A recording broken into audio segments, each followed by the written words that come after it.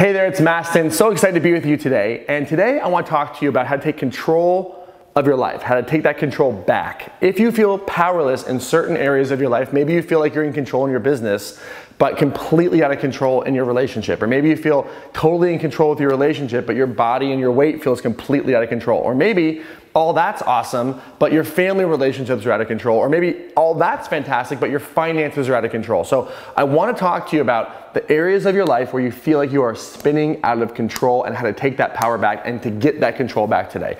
So the truth is, wherever you are feeling powerless or out of control in your life, that is an area where you have to surrender more. You have to surrender to a higher power. You have to surrender to your intuition.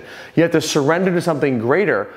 And the other thing is that you're giving somebody else that power. So what this means is, if you want to take back control of your life, you got to stop blaming your partner. You got to stop blaming your boss. You have to stop blaming the relationship or the environment or the circumstance or the government or the economy for your problem.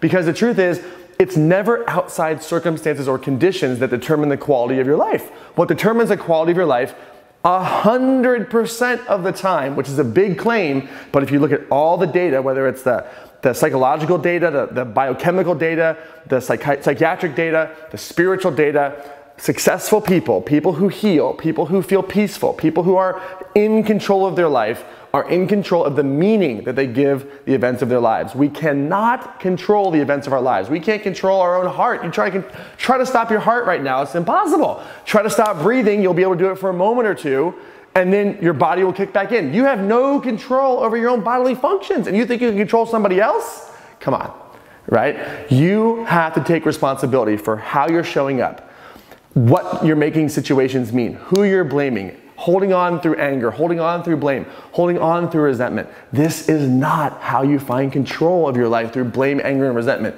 You must take personal responsibility for the conditions and the circumstances of your life. This is a huge, huge lesson. When you do this, you are no longer victimized by the world.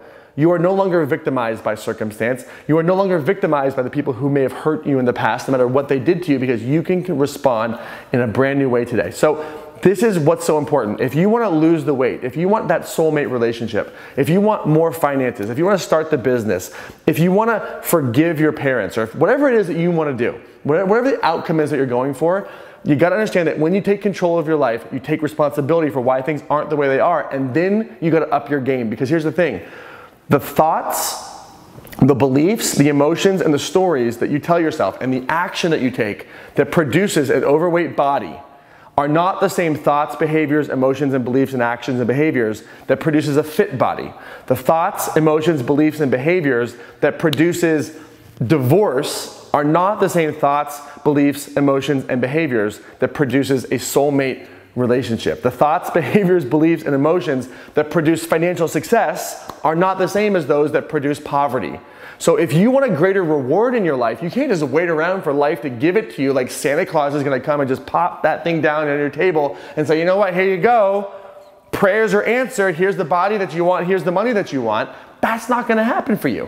What's going to happen is you got to raise your game. If you want more from life, you got to bring more of yourself to life.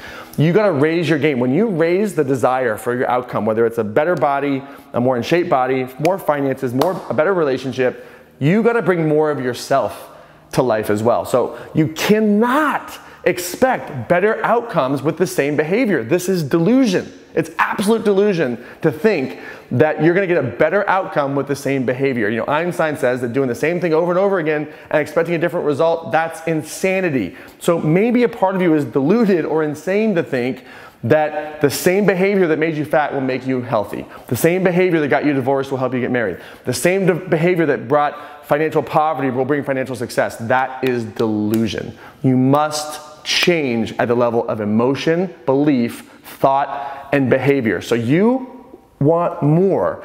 If you want a greater reward, you gotta bring more of yourself to the table. Now, sometimes this doesn't necessarily just mean a more stressful version of you, a busier version of you. Many times, when you want more in your life, it's a more healed version of you. I've really found a direct correlation between how much success you experience in any area of your life and how much healing and how much maturing and how much growth you actually end up doing. So maybe to get the money that you want, you have to heal the pain of financial poverty from your childhood. Maybe to get the relationship that you want, you have to heal the pain of abandonment from your childhood. Maybe to step into the body that you want, you have to heal the fact that when you were in high school, people made fun of you for your body. Maybe that is the actual message. It's not about the calorie deficit. It's not about the financial plan. All that stuff is important, or the exercise or the workout. The strategy is important, of course, but you gotta heal the level of thought, belief, and behavior and emotion, which is so much more important than 5 steps for freedom or 5 steps for financial money or whatever it is that you're going for. So the message here today is really crystal clear.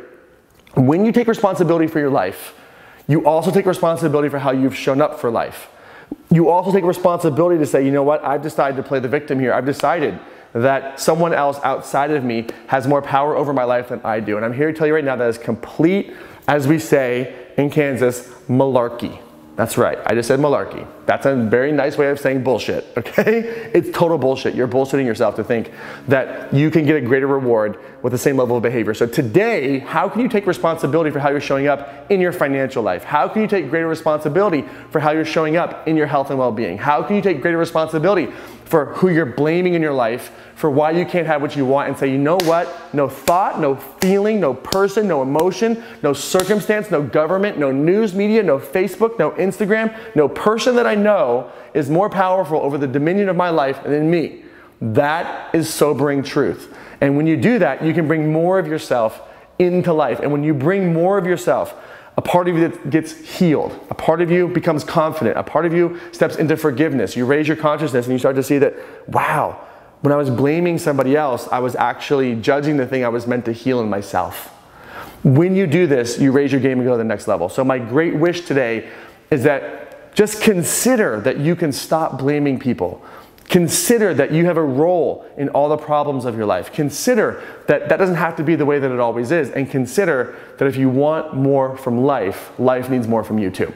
My greatest wish is that you implement this in your life today. Don't make this some spiritual entertainment where you just hear the sound of my voice and go about your day.